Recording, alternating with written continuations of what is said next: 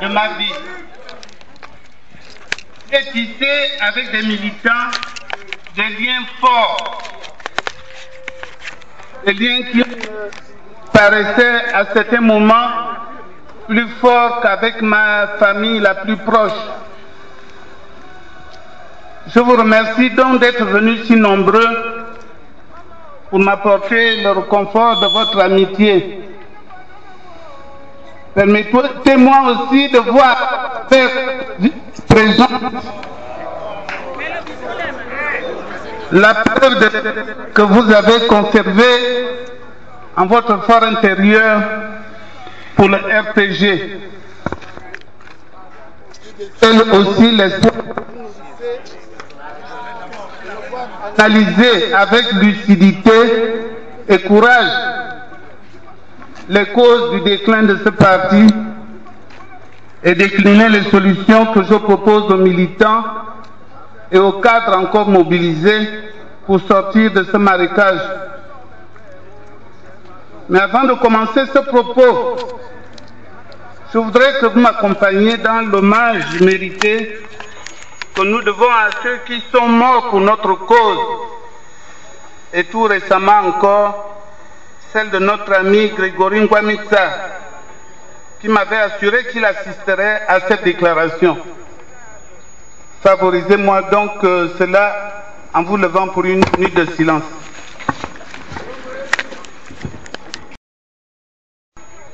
Aux bûcherons, à mes chers rassembleurs, je voudrais leur dire qu'au cours de ces dernières années, beaucoup d'entre eux ont quitté le parti. D'autres le feront sans doute à la suite de cette déclaration. La raison, de mon point de vue, en est simple. Lorsqu'on ne sait plus où on va, on s'arrête. Et vous vous êtes arrêtés.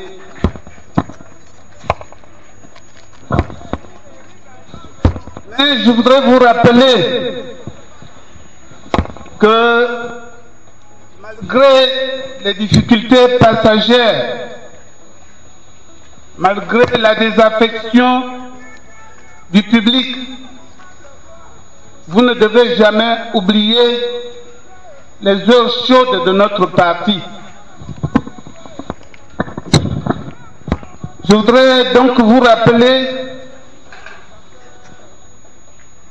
que nous avons combattu le bon combat. Je voudrais vous rappeler que nous devons rester fiers d'avoir combattu le seul combat qui vaille après la libération nationale de 1960. Et ce combat, c'est celui des Gabonais dans leur pays, celui de leur souveraineté et celui de leur progrès économique et social. Dans un pays où les générations se renouvellent si vite, où l'idéologie officielle rappelle à la satiété qu'on ne peut faire du neuf avec du vieux, nous ne devons pas accepter qu'on efface aussi facilement de la mémoire des hommes que nous avons remporté de grandes victoires et que nous avons terrassé l'hydre du parti unique et son fameux triptyque, un seul parti, un seul peuple, un seul chef. Nous ne devons pas oublier que nous sommes les héritiers de ce petit groupe d'hommes qui a tout simplement, un matin de 1981, bloqué la gare routière de Libreville pour réclamer la démocratie et les droits de l'homme. Jules Mbaboka le témoigne encore aujourd'hui, à plus de 80 ans, et au prix de 1001 emprisonnements de cet équipé héroïque.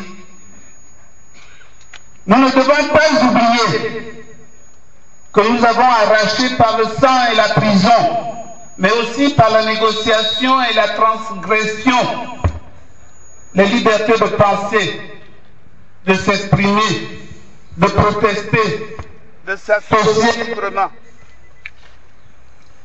Et en cette journée mondiale de la liberté de presse, qui peut oublier que les bûcherons ont créé le premier journal libre, La Clé. Puis nous avons créé le bûcheron. Qui peut oublier que nous avons créé la première radio et la première télévision libre, Radio et Télé Liberté. Cette radio et Télé Liberté ont été dynamitées un dimanche matin de 1994, éteignant à jamais les voix chaudes et rocailleuses de Yves Simon et de Sam Viondo.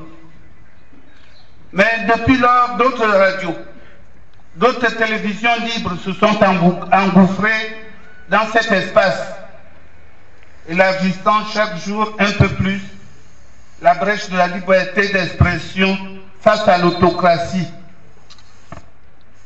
Beaucoup de ces radios et télévisions vivent difficilement, mais ils s'en créent tous les jours.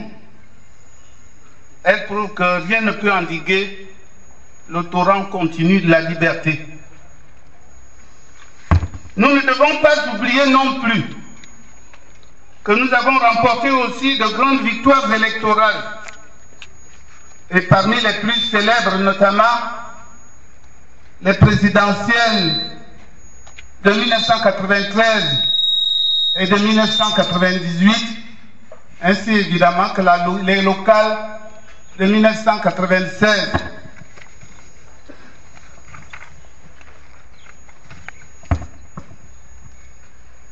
Ceux qui ont vécu cette période savent que l'opposition gabonaise avait à cette occasion rappelé la quasi-totalité des grandes capitales provinciales, les bûcherons s'arrogeant à eux seuls les 6 arrondissements de la capitale.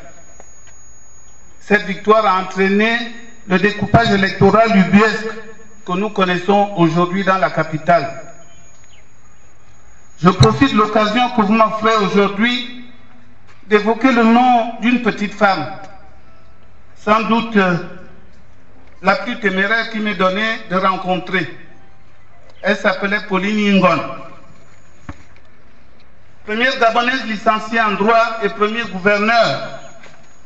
Elle était membre du bureau politique du PDG.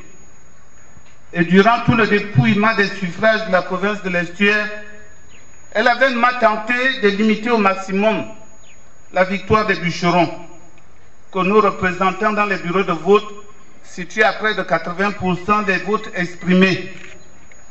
Pour avoir dit que l'on ne pouvait proclamer les résultats en faveur du chef de l'État sans avoir terminé le dépouillement dans la province la plus peuplée, Pauline a été bannie de tout le Gabon, diffamée, condamnée à la misère. Elle a dû vendre tous ses biens, sa maison du carrefour de Nzanyon, pour financer sa survie. Morénistes, bûcherons, mes chers rassembleurs, nous ne devons jamais oublier que ces victoires historiques n'ont pas été validées, non pas parce que nous ne nous sommes pas suffisamment battus, mais parce que nous nous sommes trouvés confrontés à des forces coalisées, revanchardes, dissimulées sous des masques divers du Parti unique et de la France-Afrique, qui, si nous n'y prenons garde, risque de nous être fatales en 2016. Nous nous sommes ainsi heurtés à 1001 réseaux que le Parti unique avait tissés dans l'État, notamment le contrôle unipartisan de l'administration préfectorale, l'alignement unipartisan des juges chargés d'arbitrer le processus électoral, la privatisation unipartisane des caisses de l'État, l'engagement unipartisan et unitribale de la garde prétorienne, l'armée la plus dotée dans le pays, recrutée dès 1966. Mais moins connue du public est la mobilisation des forces du capital étranger, notamment français, en faveur du pouvoir de Libreville. Cette mobilisation a été sans faille au cours de ces années de plomb. Nous avons pu le vérifier par nous-mêmes. La droite française a toujours été l'allié la plus indéfectible des Bongos et l'ennemi le plus réfractaire à toute opposition au Gabon, à toute évolution démocratique, j'allais dire à tout progrès économique et social du Gabon. Et si la France-Afrique a perdu ces dernières années de son mordant, en réalité, ce qui a été rogné, ce sont les tentacules que les Bongos ont étendus dans la vie politique française. Le reste est demeuré intact. Si les médias français dénoncent toujours le financement des partis politiques par les Bongos CFA, ils oublient volontiers de souligner qu'en retour, les campagnes politiques gabonaises sont financées à leur tour par le patronat français au Gabon, qui soutient bec et ongle le pouvoir allié de Libreville, sensibilise les milieux diplomatiques contre les opposants, systématiquement présentés comme des tribunions anarchistes, absolument irresponsables et de toute façon incapables de gouverner le pays aussi bien que les Bongos. Le non-aboutissement de tous les procès intentés contre les Bongos, la neutralisation de toutes les campagnes de presse, de la presse contre le régime, trouve là leur origine, c'est-à-dire dans le partage des mines du Gabon. Et cette hostilité, nous l'avons rencontrée dans chaque état-major parisien. Il faut que je vous le répète, les opposants gabonais n'ont pas leur entrée à Paris, qui tolère la démocratie partout, sauf dans son précaré. Nous pouvons gagner les élections par le vote et la pression populaire faisant craindre à tout moment le basculement du pays dans la guerre civile. Nous, les bûcherons, nous sommes résolus à engager, sur l'insistance de Paris, des négociations directes avec Bongo. Ces négociations ont commencé en 1998. Elles ont duré jusqu'en 2002 et ont abouti à un accord écrit dont peuvent témoigner les diplomates européens à Libreville et les diplomates de l'époque, notamment français. Au terme de cet accord, nous nous sommes mis d'accord, le président Bongo et nous-mêmes, pour que nous soutenions la candidature du président Bongo en 2005 et qu'à son tour, le président Bongo devait soutenir la candidature du président du RPG à l'élection suivante. Tels étaient les termes de l'accord écrit sur nous.